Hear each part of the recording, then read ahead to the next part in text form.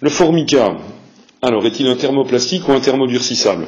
On va essayer d'écrire la chaîne qui permet d'obtenir le formica. Donc on part de molécules de mélamine, qu'on va schématiser rapidement comme ça avec les trois groupes amines NH2, voilà, qui sont disposés sur ces atomes de carbone ici. Dans une réaction de polymérisation, on a bien sûr plusieurs de ces molécules qui sont présentes dans le milieu réactionnel. Donc on va avoir plusieurs comme ça molécules identiques. Voilà, je schématise comme ça rapidement. Voilà. Qu'est-ce qui se passe? Eh bien, on dit que c'est un polymère qui est obtenu par polycondensation de la mélamine avec le méthanal. Alors la molécule de méthanal, c'est une molécule CH2 double liaison O ici, molécule de méthanal. Qu'est-ce qui va se produire? C'est une polycondensation avec élimination d'une molécule, et notamment molécule d'eau, pour cette situation particulière. On a donc au niveau ici de cet ensemble-là une réaction qui va se produire avec élimination d'une molécule d'eau. Donc on a H2O qui va être produite. Qu'est-ce qu'on va obtenir du coup au niveau de notre là? Eh bien,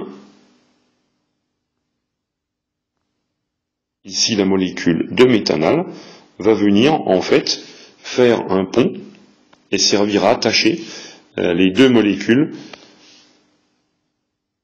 de mélamine que nous avons ici. Hop. CH2. Il nous reste un CH2. Voilà. Et nous obtenons, cette fois-ci, une liaison, là, entre deux molécules de mélamine. Ce qu'on vient de décrire là va pouvoir se reproduire à différents endroits sur notre molécule.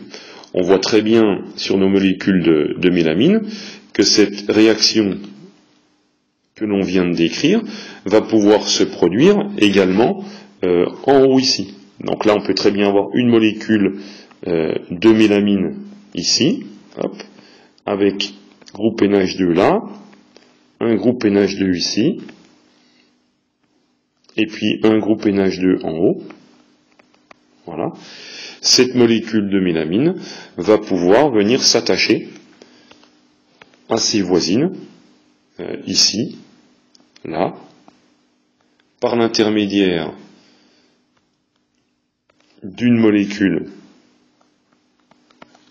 de méthanal. Voilà, donc là, il va nous rester NH, ici. NH. Et puis, on va avoir un CH2 qui va faire le pont entre les deux. De l'autre côté, ici, même chose. Ici, là.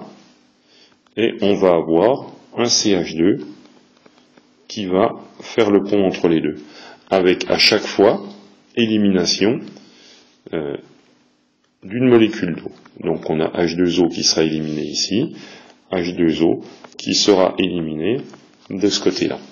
Et ce que l'on vient de décrire encore une fois va pouvoir se reproduire sur cette liaison-là, ici, mais on pourra avoir ici une même réaction qui va se produire, et bien sûr là en haut.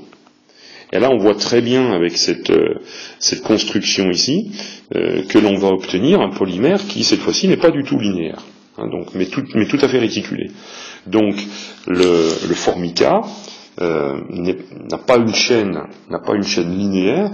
C'est donc pas ce qu'on appelle un thermoplastique, mais il va faire partie de la famille des thermodurcissables.